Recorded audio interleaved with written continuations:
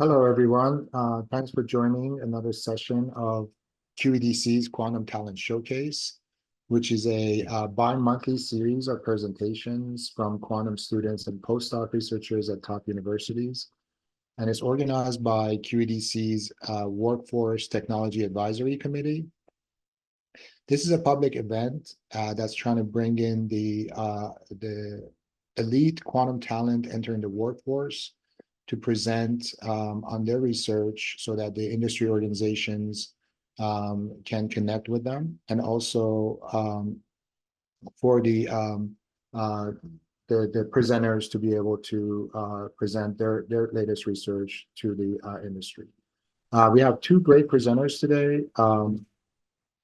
We have Aditya Jain, who is a postdoc research fellow at the University of Cambridge, with interest in quantum error correction, fault tolerance, and quantum algorithms with real-world applications in healthcare. He obtained his PhD from the University of Waterloo in October 2023, where he worked on ways to improve and characterize the performance of quantum error correction. Aditya also worked part-time for Quantum Benchmark Inc. or Keysight Technologies as a researcher. The goal of his current research is to reduce the resource overheads and thereby increase the feasibility of error corrections. Next up, we have Simon Everett.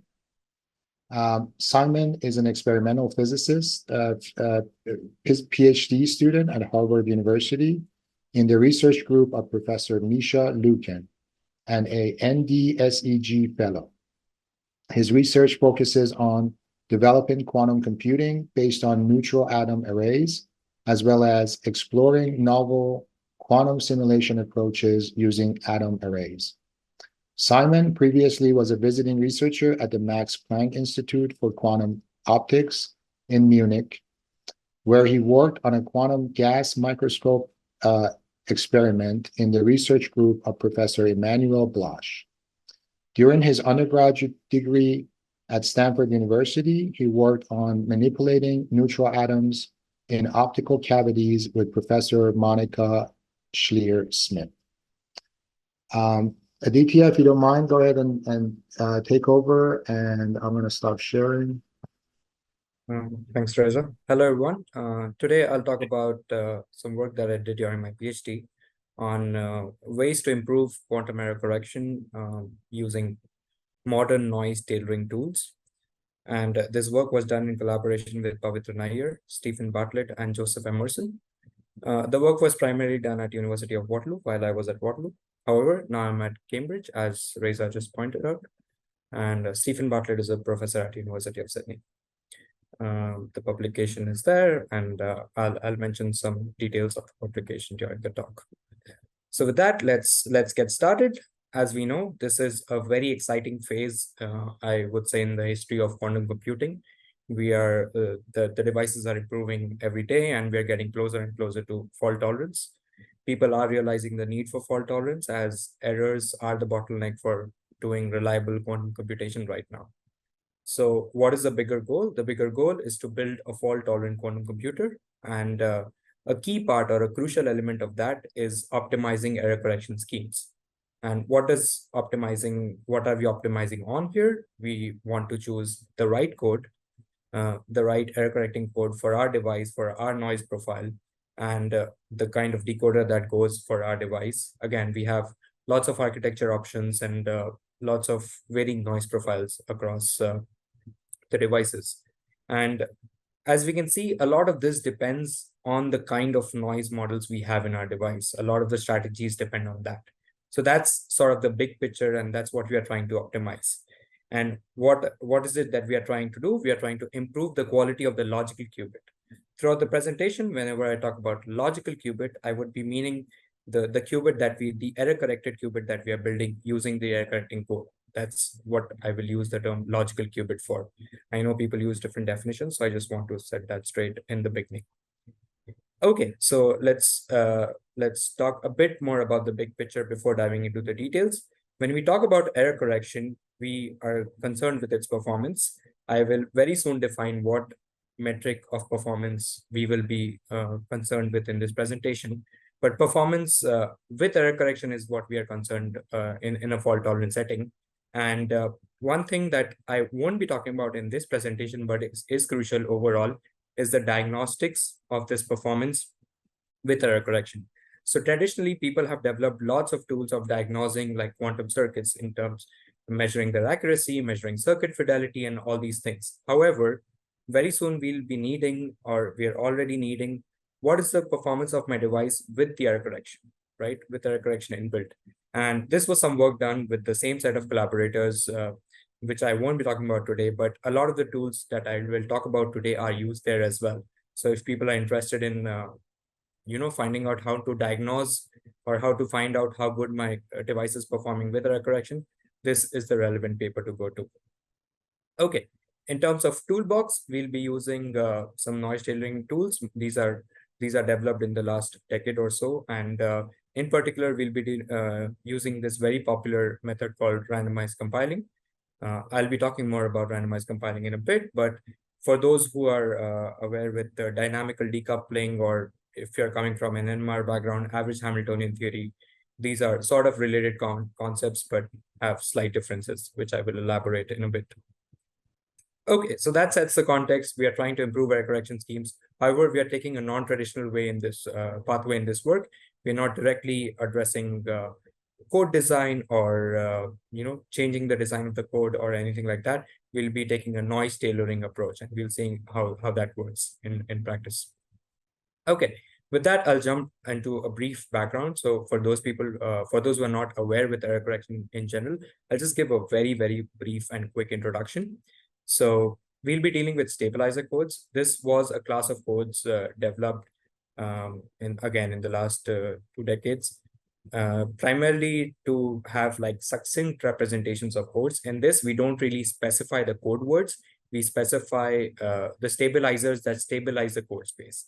So stabilizer code is just specified by a set of stabilizers.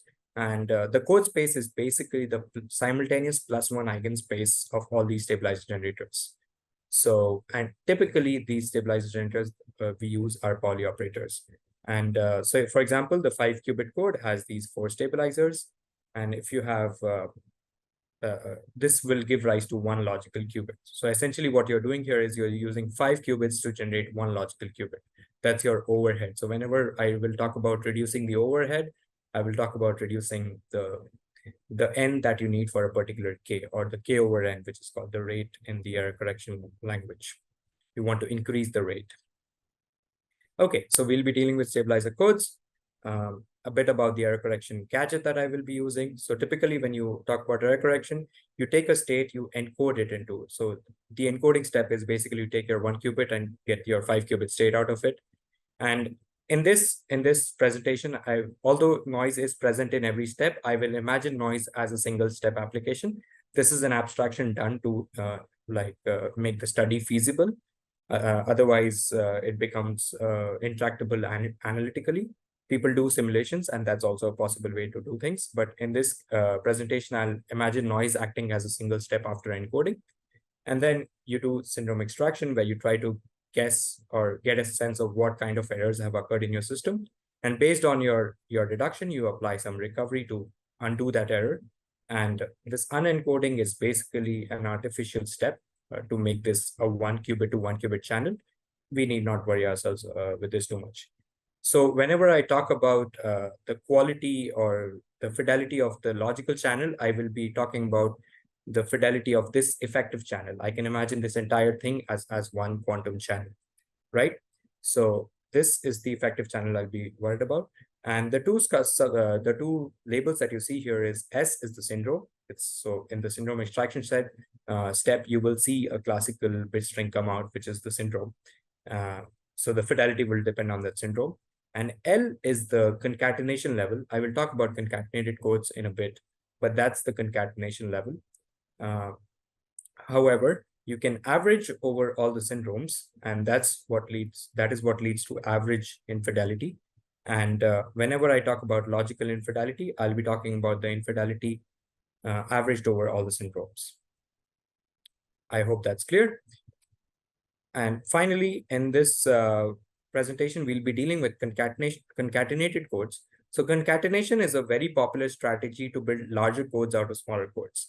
The idea is very simple. You start with a code, and let's say you start with a 5-qubit code, and then you can encode each of your 5 qubits back again in 5 qubits. So you're basically repeating the same strategy to build larger and larger codes with larger distances. And we'll be dealing with Steen code. Steen code is a 7-qubit code in this presentation. Okay, so one last final bit about noise processes and how do we represent them. So we'll be dealing with Markovian noise processes, and these are represented as an n-qubit system undergoing a Markovian noise process. The noise process itself can be represented as a 4 to the n by 4 to the n matrix. And there are various representations, but we will deal with 2 specific representations called Pauli-Liouville representation. You don't have to care too much about the details. Just one detail that will be useful is that this representation composes naturally. So if we have 2 noise processes acting one after the other, we can just take their Pauli-Liouville representation and multiply the matrices to get the effective noise representation. The second representation that will be useful for us is the chi representation. And the diagonals of the chi matrix give you the error probability of the corresponding Pauli error. And that might be useful for us. So these 2 representations. Okay, so now let's come to the heart of the toolbox that we have. It's a technique called randomized compiling. This was developed by Joel Wallman and Joseph Emerson. What is the idea? The core idea is you have 2 kinds of errors in your device. One are called coherent errors, and the others are stochastic errors. Coherent errors build up faster in your system than stochastic errors. So if you can somehow convert your coherent errors into stochastic errors, errors are building up slower in your device. That's the net idea.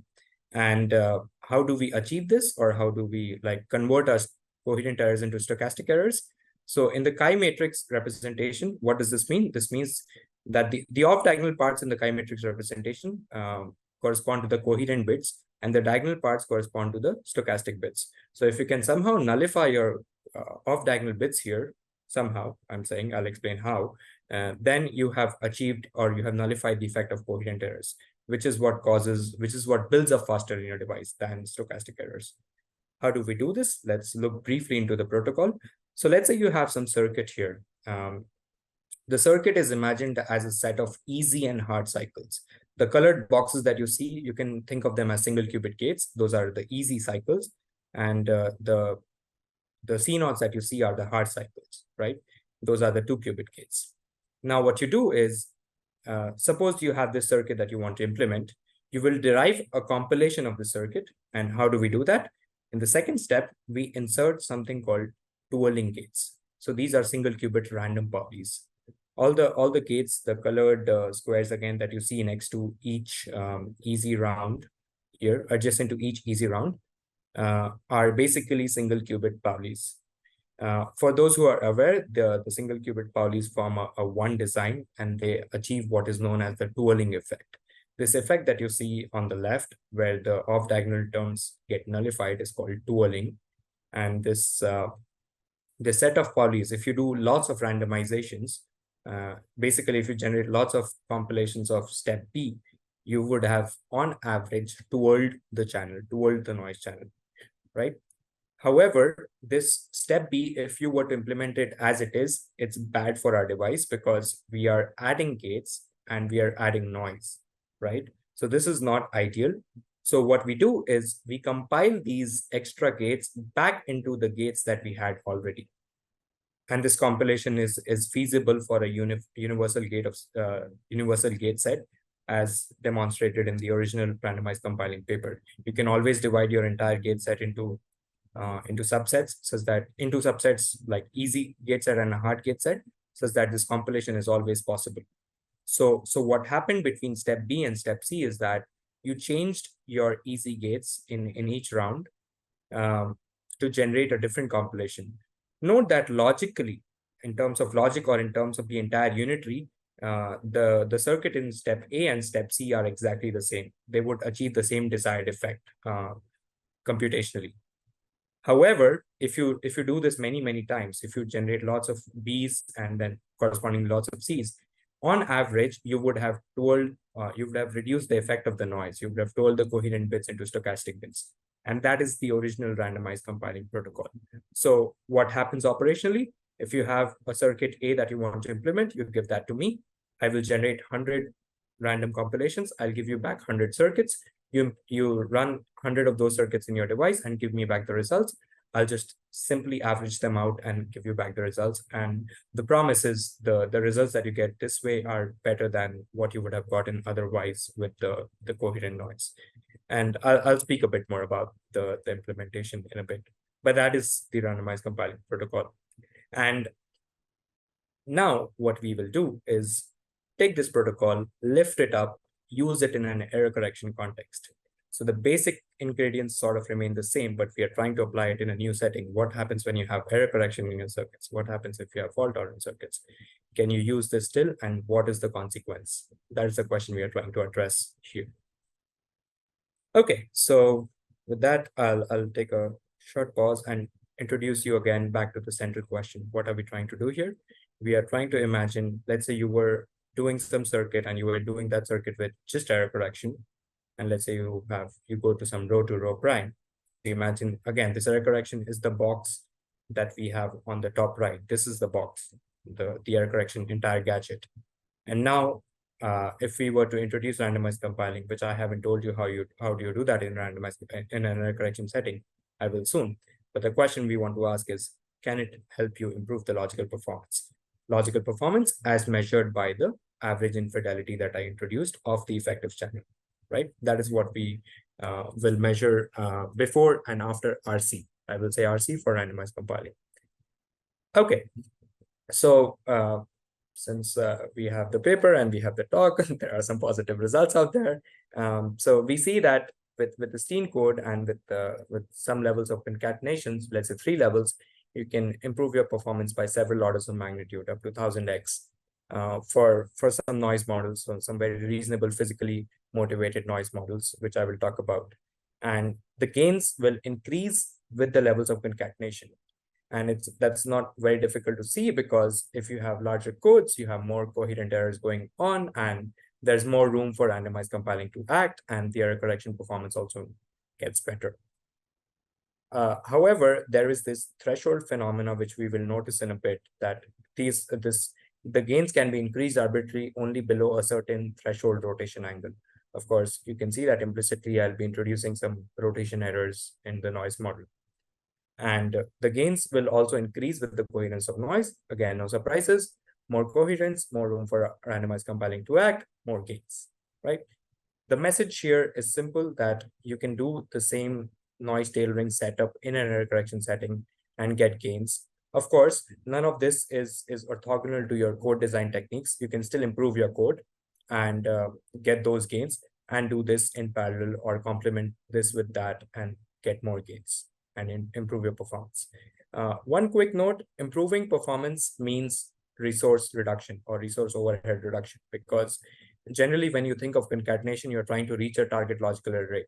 So if you start with a lower rate, the number of concatenation levels or the number of qubits you need overall reduce. So improving performance is always a good thing to do from a resource overhead point of view.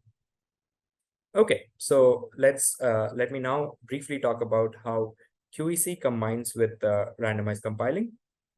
So it's the same setup. Let's say you have easy logical gates and hard logical gates, but then you have these interleave with rounds of QEC. So the QEC boxes are these, right? They all have some stabilizer code in them, let's say. The second step is exactly the same as RC. We introduce physical Pauli twirling gates. This is the difference. The ones without the hat are physical Pauli twirling gates, which means each qubit undergoes a different random Pauli, right? And now the challenge remains the same. If I were to give you this, you would come back and tell me, hey, you increased the depth, you added noise to my system. This is not ideal. So I would have to somehow absorb it back into the existing components in my circuit. And what that effectively means here is that when you do this absorption thing, the details are sort of there in the paper. What that means is that the QEC changes slightly. in the sense, and by that I mean you would in each compilation you would be doing the same circuit but with very slightly different QECs or with very slightly different stabilizer generators. And this has to do with like syndrome measurement reinterpretation. You have to reinterpret the measurement results of the syndrome measurement. So with very minimal changes, you can again do the same exercise, generate many compilations, and then get your results out. So that's what you would be doing operationally. And what are the kind of results that you can expect? The kind of results that I showed earlier. We'll be measuring the gains from RC as this ratio, as the infidelity without and with RC. And note that if this ratio is more than 1, that signifies performance improvement. So if the delta is like 10, you're getting a 10x performance gain in infidelity. Okay, so let's start with the simplest noise model, which is rotation about Z. We rotate each qubit by some angle omega over 2, and then we measure the gain. And as you see that below a certain threshold, somewhere around here, the gains are increasing, and you as little as like 3 levels, you're getting up to 1000x gains. And you can do this calculation sort of analytically for this very simple noise model. And the gain sort of scales doubly exponentially with the increase in number of levels, which is below the threshold angle, which is really good because you're getting, as your code grows in size, the gain is increasing really well. So that's the simple noise model. You can ask what happens if I complicate the noise model slightly. So we can talk about rotation about any arbitrary axis. And as soon as we go beyond the simple z-axis model, we have to sort of resort to numerics. And this is the kind of picture you get. In this, we wanted to see, hey, what are the axes around which you get the maximum gains? And the closer you are to a typical like Pauli axis, X, Y, or Z, the more the gains, but still at level 1, you can get about up to 3x gains in performance.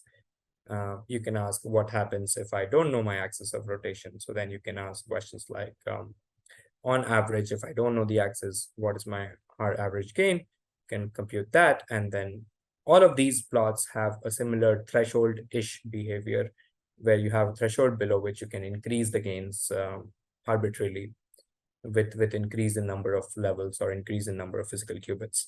So all this is good. And one more thing that I want to point out here is that you can also add a bit of stochastic noise, because in real devices, not all the noise will not be coherent. You can ask what happens with if I add a bit more stochastic noise in my device. The gains still persist, but with increase in stochasticity or with increase in depolarizing component of the noise, the gains will decrease. And I have a plot for that, which I can show later. So this was the point of this study. I do want to advertise / highlight some other works that came up following this work from other people, which were related. There were two papers that came out, both from Stephanie and Joel. One of them applied randomized compiling to measurements setting.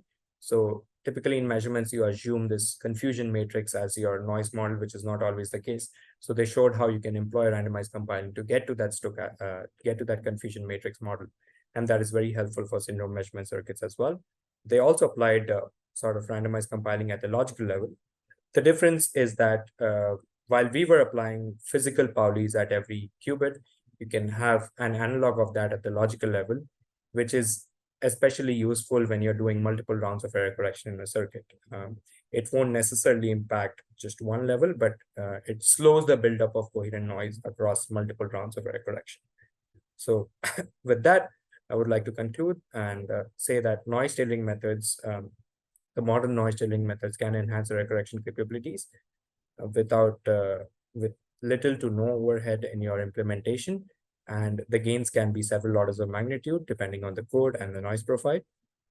And in future, I would like to also investigate this. This was a completely code agnostic method. You can take randomized compiling and use it for any code, any noise model. What happens if I know the kind of code, or if I know more details about my architecture? Can I devise tailored noise tailoring? Can I tailor my noise tailoring strategy to the code and get more gains out of this? with that, I would like to thank everyone for your attention, and I like to attach pictures to names. So these are my collaborators, Prof, Joseph and Stephen on this work. And I would just take one more minute to sort of suppose this work. We have been thinking about how to use the noise characterization data to improve the performance of decoders. We have also been thinking about what happens for specific noise types like amplitude damping. Can you do something better in those cases? And then, so I have some results on those grounds as well, which I can get into details if anyone has questions. Thank you. Great, thank you very much. I have a question for you. Are these methods that you're developing applicable in theory, or can they actually be implemented in hardware? Thanks. That's a great question. So randomized compiling can be implemented and has been implemented in hardware. I think I have a slide for that.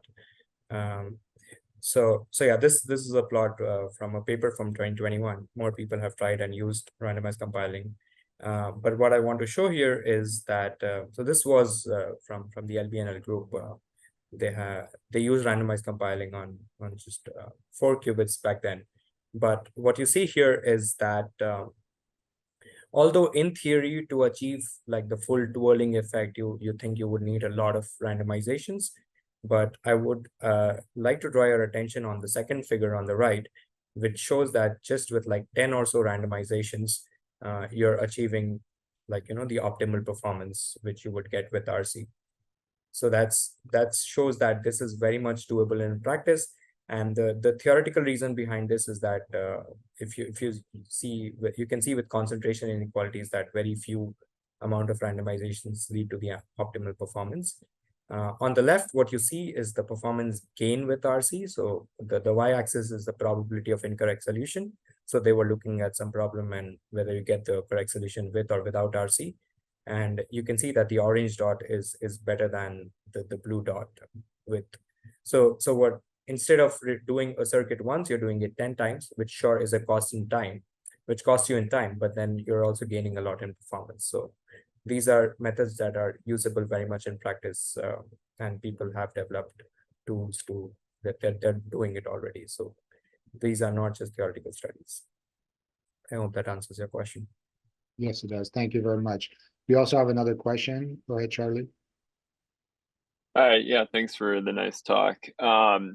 One thing I was wondering is that, on the physical level, randomized compiling on the 2-qubit gates makes a lot of sense because those are usually the, parts of the computation that have the most errors. But on the logical level, you might imagine 2-qubit gates are bad, but also like non-Clifford gates are harder. Have you thought at all about how you might translate some of these techniques to non-Clifford gates for the logical level? That's a great question. So we have one thing that I didn't point out in conclusion, that everything that I presented was in the memory model, right? I'm still imagining my error correction to be some sort of a memory. I didn't introduce logical gates at all here yet. So the short answer is no. We have been thinking about it, but I don't have any leads yet on how to translate some of this to the case of logical gates yet. But I believe that one of the papers that I mentioned, I have the second paper here, they go through gadgets, like they go through state prep gadgets, they go through measurement gadgets. Not sure if they address logical gadgets. They probably do, but I need to double check this at the logical level. Does that answer your question? Yeah, no, that's good. Thank you. Excellent. Thank you so much. So I'm going to hand it over to Simon then. Thanks, Reza, and thank you for the invitation. So today I'll be telling you a little bit about some of our recent work at Harvard, where we're working on an experiment with reconfigurable arrays of neutral atoms. And we're using this for quantum computing and error correction applications. So in modern quantum error correction, or modern quantum information science, the physical qubits we have are inherently noisy and prone to decoherence, as Aditya was discussing. But even with these kind of NISQ-style devices, we can still explore a variety of interesting scientific directions, for example, in quantum simulation. However, if we want to kind of envision future applications which require very large-scale, precise computation, these types of applications require error rates that are far beyond the kind of error rates that we can achieve with physical qubits. And so this requires us to start exploring quantum error correction. And experimentally, there have been a lot of nice recent kind of initial steps towards quantum error correction. For example, preserving a single logical qubit and performing gates with 1 to 2 logical qubits. And today I'll tell you about some of our recent work where we're starting to explore kind of early fault-tolerant quantum computation with algorithms on several to many logical qubits. So I can kind of breeze through the introduction because Aditya talked a lot about some of these different aspects, but just as a brief overview of quantum error correction, quantum systems are inherently fragile, which requires us to correct errors if we want to tackle these kind of large-scale problems. And the idea, which comes from classical error correction, is to use redundancy, where we can use many classical bits to encode like a really good single bit. But unlike classical information, quantum information can't be copied. So we need to use like very complex entangled states to have this redundancy.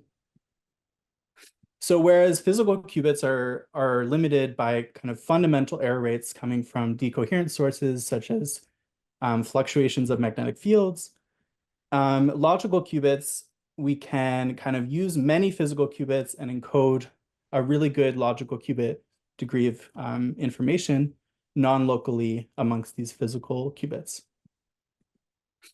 And what's more, we can kind of go in and correct any physical qubit errors by using this redundancy. And this allows us to improve our logical qubits by kind of just increasing the number of physical qubits we use to encode a logical qubit. And in particular, once our physical qubit error rate is below some threshold, for example, around 1%, we can have exponential error suppression as we grow the size of our code. So we can kind of envision now reaching these really small, like 10 to the minus 10 error rates. But the key kind of experimental question, which we want to kind of start exploring, is how we can create and control these logical qubits in a way that's both efficient and also scalable. And the approach that we use is arrays of atoms. So we encode quantum information in long-lived ground states of these atoms, which can live for like 2 seconds. And then we excite the atoms to these highly excited atomic states called Rydberg states to have them interact with each other. And in addition, by moving the atoms around during the circuit, we can have any-to-any connectivity between the atoms. We can shine on kind of laser beams to control all of these atoms in parallel, which you'll see a little bit later. And we can have kind of high fidelity single qubit and 2 qubit operations in the system. So neutral atoms are very easy to produce. So here is an example from our lab where we have this cold cloud of 10 million atoms across around 1 millimeter in our vacuum chamber. And this is kind of just a routine thing that people do where they trap millions of atoms in these magneto-optical traps. But the key challenge kind of facing neutral atoms is how to control all of these atoms in a way where you can kind of distinguish all of these atoms from each other. So the apparatus we use to kind of control these atoms is shown here. We use a spatial light modulator, which turns a single beam of light into many hundreds of focused beams of light called optical tweezers. We send this through a microscope objective into our vacuum chamber to trap over 1,000 atoms in these large arrays. which we then image through fluorescence imaging. So here's an example of an image of over 1,000 atoms where each little green dot is a single atom trapped in an optical tweezer. And then we use an additional set of optical tools called acousto-optic deflectors, which is essentially you send a sound wave through a crystal to deflect a beam of light to different angles. And we can drag these atoms around and, for example, rearrange them into these kind of specific grids. For example, here is a 400 atom defect-free two-dimensional array. And this is what the experiment looks like in our lab. It's a little bit more complex than this cartoon diagram, but you can kind of see all of the optical tools that we're using to manipulate and image these atoms. So now that we have kind of these atoms loaded into optical tweezers, we can start playing around with them and trying to have them interact with each other. And the way we do this is we take this ground state atom. Here in our experiment, we use rubidium atoms, but kind of people use different types of atoms. And we excite this ground state atom to this very highly excited atomic state called a Rydberg state. And in this state, the electron is much further from the nucleus than in the ground state, which allows two atoms to interact very strongly at kind of large micron scale distances where the ground state atoms would not interact. So we excite the atoms using these two laser beams. And once they're excited, they interact via a van der Waals interaction. And the kind of key component which enables our work is that two adjacent atoms cannot be simultaneously excited to this Rydberg state because of this interaction. And this gives rise to a mechanism which we call the Rydberg blockade, where two atoms, only one of the atoms can be excited. And so by having two atoms right next to each other in the ground state and trying to excite them to the Rydberg state, we naturally build up entanglement between these two atoms and create this entangled state. And this mechanism has been used to explore a variety of physics, for example, studying topological phases of matter, where the atoms are positioned in specific places in a two-dimensional grid. And then we try to excite them to these Rydberg states and kind of study the quantum dynamics that emerge. But in this talk, I'll be telling you a little bit about a different modality where we're interested in performing these quantum circuits, which are composed of single qubit and 2-qubit gates.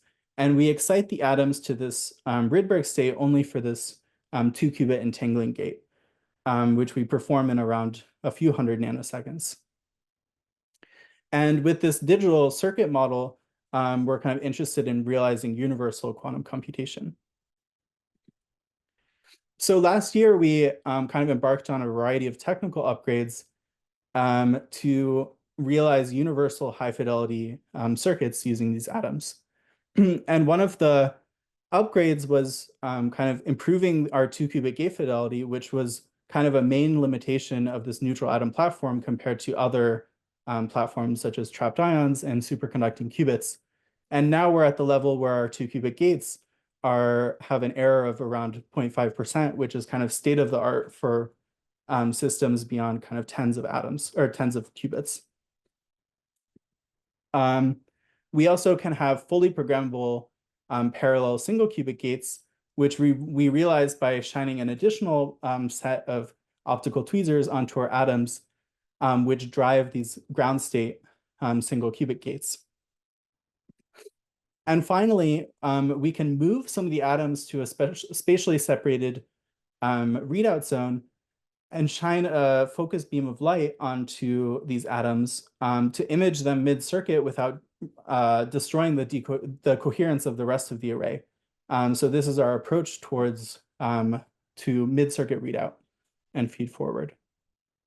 So with all of these upgrades, what we worked on last year was building what we called a first generation logical qubit processor, where instead of kind of building circuits out of physical qubits or physical atoms, we put a lot of these atoms together to form many logical qubits.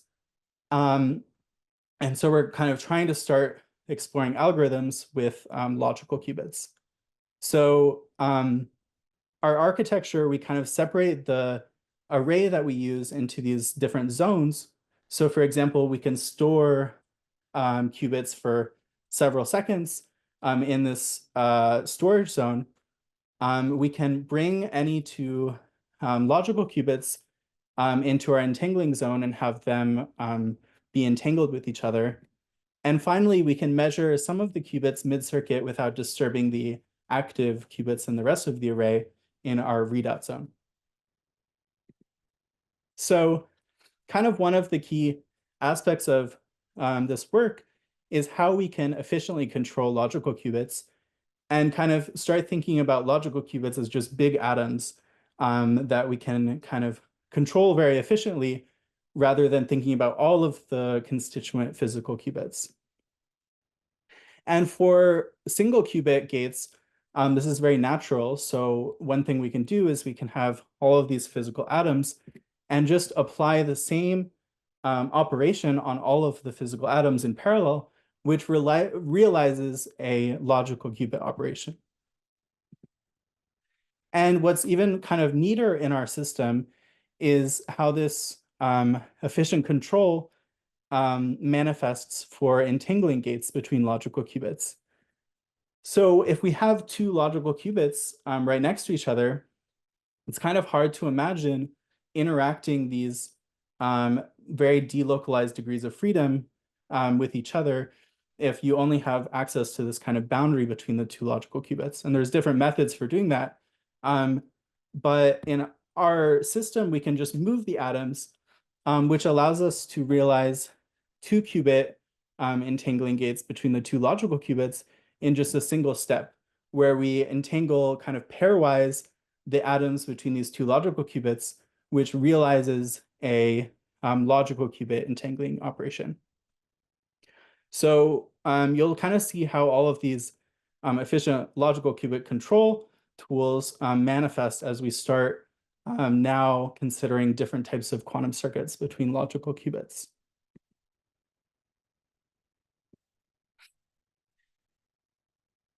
So kind of the building block for our circuits is this transversal C0 gate, this logical qubit entangling gate. So what we do in our system is we encode two surface code logical qubits by measuring their stabilizers. We then interlace these two logical qubits with this parallel atom motion. So we move the atoms of one logical qubit and interlace these atoms with the other logical qubit. Then we perform logical qubit entangling gates, here C0 gates between the pairs of atoms, which entangles the logical qubits. So this allows us to make kind of an entangled Bell state between these two logical qubits. And we do this for distance 3 codes, distance 5 codes, as well as distance 7 codes, where the previous kind of size of codes people have made are distance 3 and distance 5. And here we're making distance 7 codes and also entangling them with each other.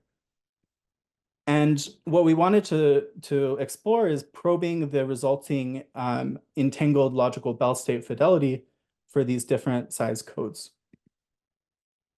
So a key feature in quantum error correction that we want to see is that we can decrease our logical error as we grow the size of these codes, of these logical qubits. So what we found is we would indeed have lower entangled Bell pair infidelity as we grew the size of our codes. And this was enabled by decoding approaches where we're kind of decoding both of the logical qubits jointly instead of separately, which is kind of a theory work from our group. Extending this, we'll kind of want to explore repeated rounds of measurements to kind of extend this tool to very deep circuits. So now that we have this kind of building block for circuits. One of the applications that we explored is preparing a color code qubit fault tolerantly. And the idea here is that we have this non-fault tolerant state preparation circuit where if we have a single error, it can kind of spread and create larger errors. That's why we call it non-fault tolerant.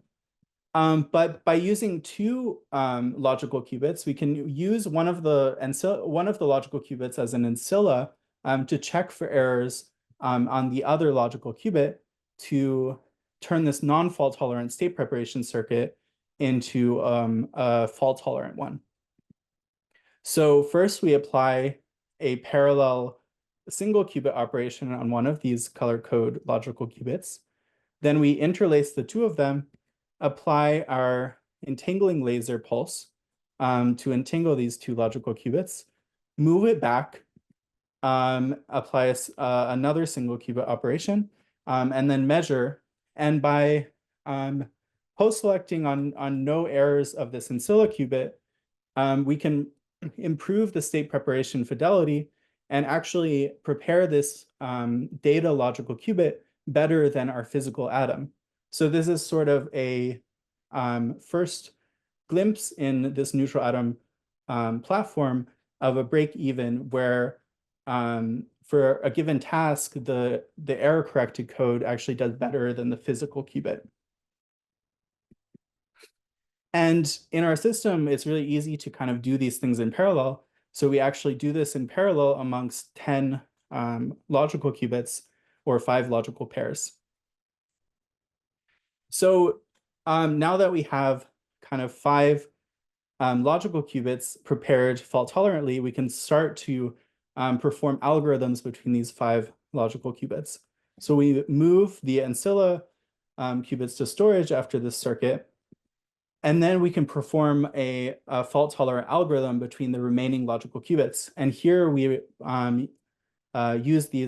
use 4 of the 5 logical qubits to create a logical qubit GHZ state.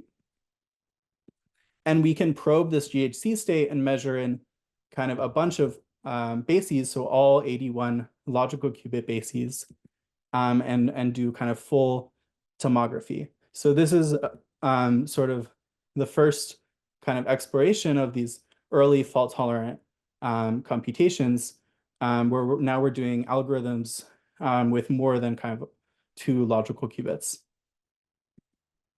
And this is how the circuit looks in our lab. We have all of these atoms, so each green dot is an atom. We perform these 3 entangling gates to prepare the codes non-fault tolerantly.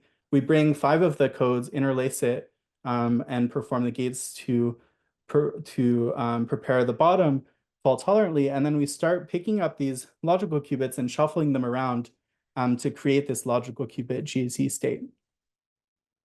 So this is kind of a video of actually how the atoms were moving as we perform this logical qubit circuit. So now using kind of this zoned architecture where we have this entangling zone and the storage zone, we can scale up this approach to creating many logical qubits.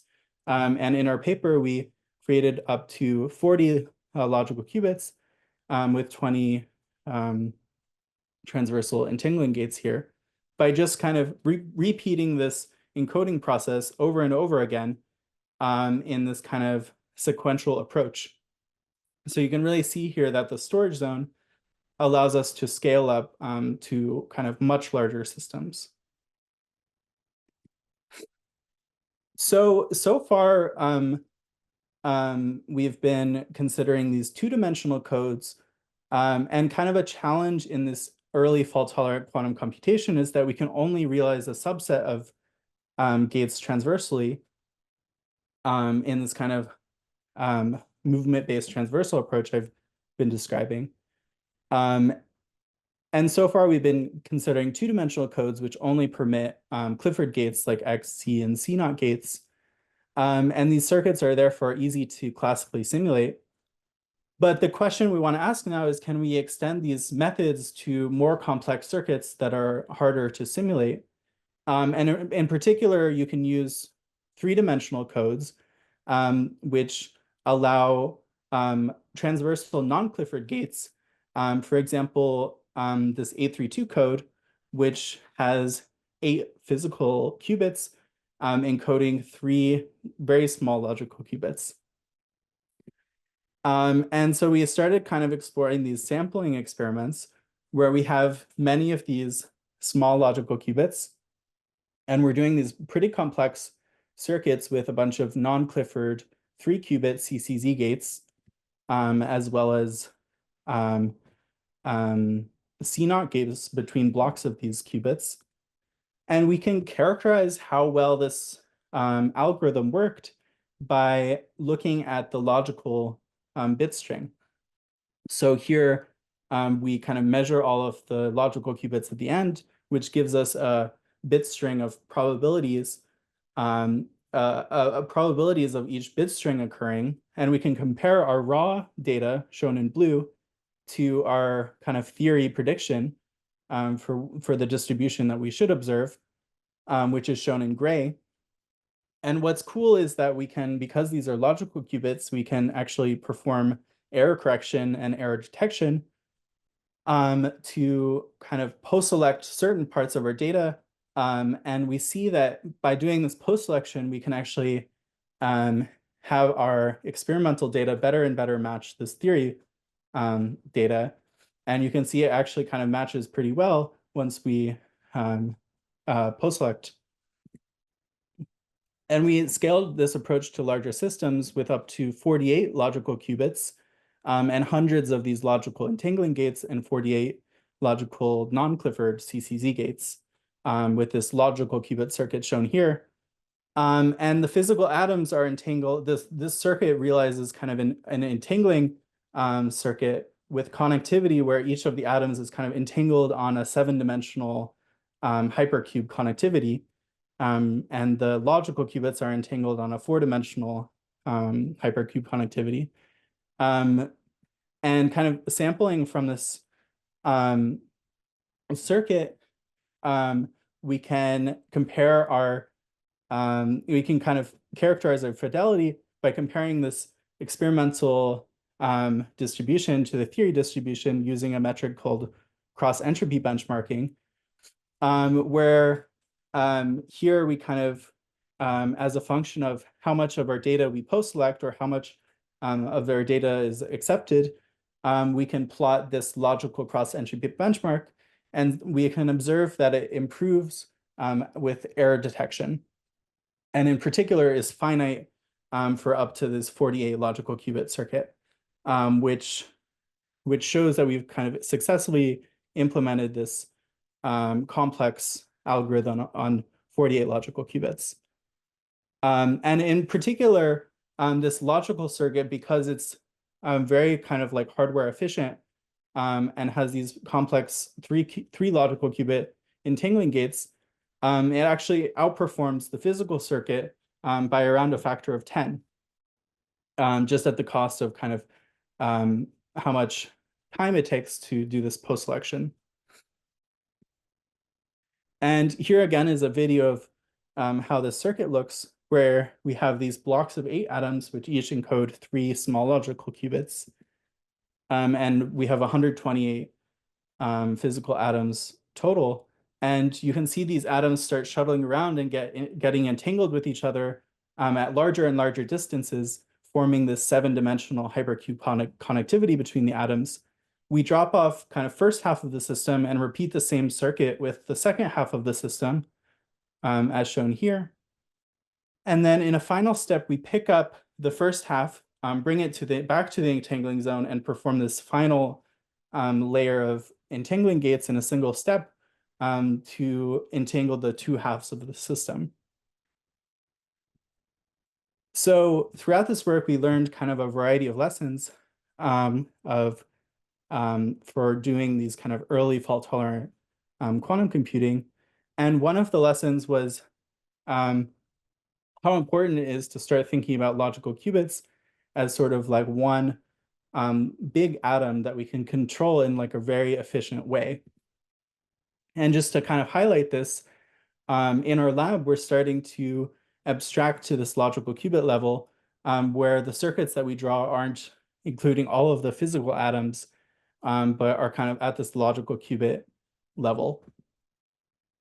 And in addition, using co-design, where we're starting to think about kind of the best types of codes for specific tasks, for example, using these 3D codes for the sampling experiments, this can start leading to early advances where logical qubits can already start to outperform physical qubits experimentally for some tasks. But nevertheless, the path to large-scale algorithms is still very daunting, with kind of typical estimates requiring millions of qubits and day-long computations with these super low logical error rates. But I think with neutral atom arrays, there's many opportunities for breakthroughs. For example, scaling up to larger systems and continuously loading atoms into the array, connecting modules with kind of like cavities. There's different explorations of using different types of atoms as well as molecules.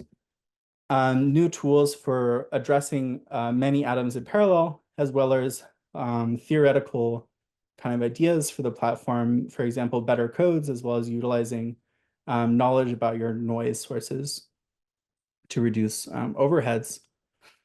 And with that, I'd like to thank all the people I work with. So here's the experimental team, and we have many theory collaborators who have helped us with this work. Yeah, thanks. Thank you very much for your presentation. Are there any questions? Go ahead, Charlie. Yeah, thanks for that nice talk and very impressive work you guys are doing. I have a bunch of questions. I'll try to keep it short. I was just wondering, so you said you have this ability to do like a transversal global single qubit gates. Do you also have the ability to do like individual or like isolated single qubit gates in your interaction zone or entangling zone? Yeah, that's a great question. Maybe I can just go back to one of these slides.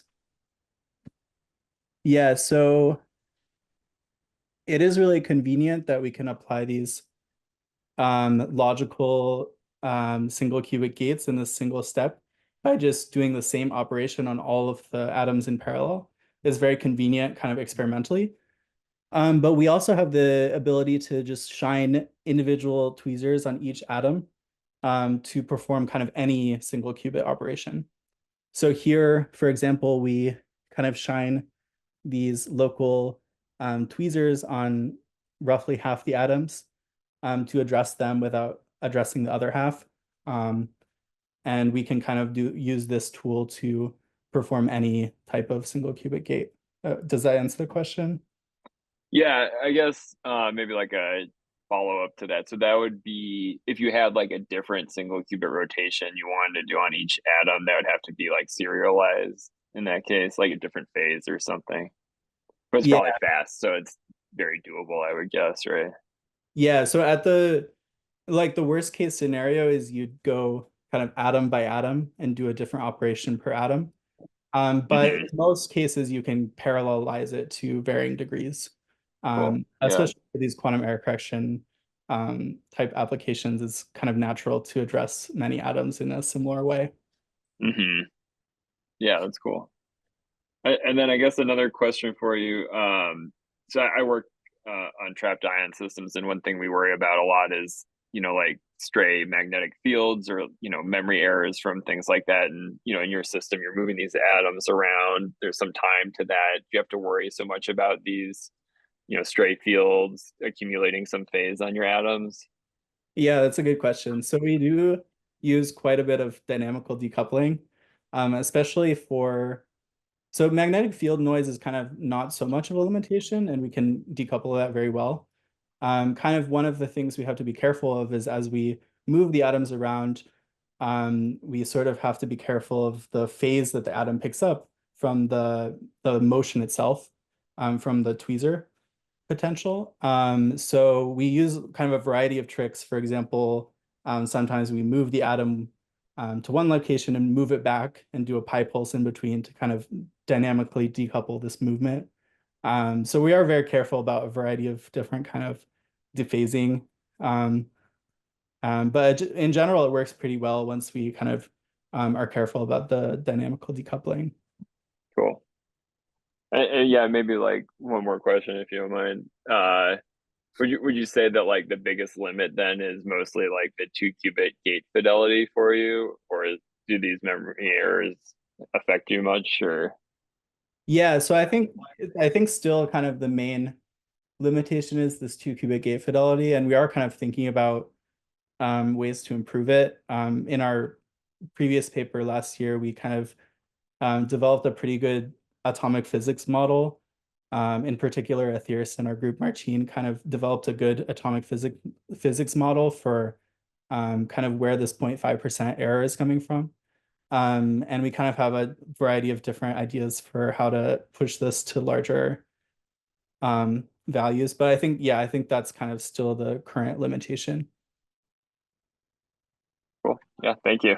Great work. Great, thanks, Charlie. Quick Thanks. questions. So I have one last question for you.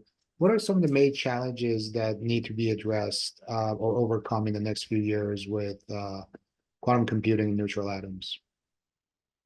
Yeah, so I guess I addressed some of that in this outlook, but I think kind of to dwell on this a little bit more, I think the main limitations will be, or the kind of main things to overcome still are this kind of scaling to much larger systems with either like higher laser power, which is kind of the main current limitation of how many of these traps we can have at once. And also thinking about ways to be more efficient with our power. And another challenge that people are working on now is as we perform this quantum circuit, we start losing the atoms. For example, part of our 2-qubit gate infidelity results in the atom actually just getting lost.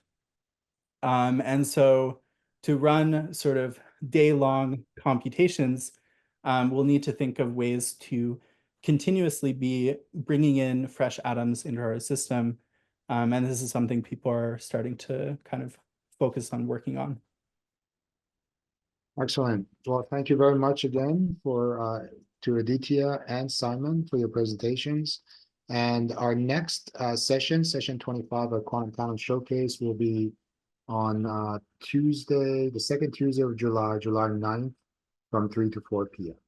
Thank you very much, and you all have a great day.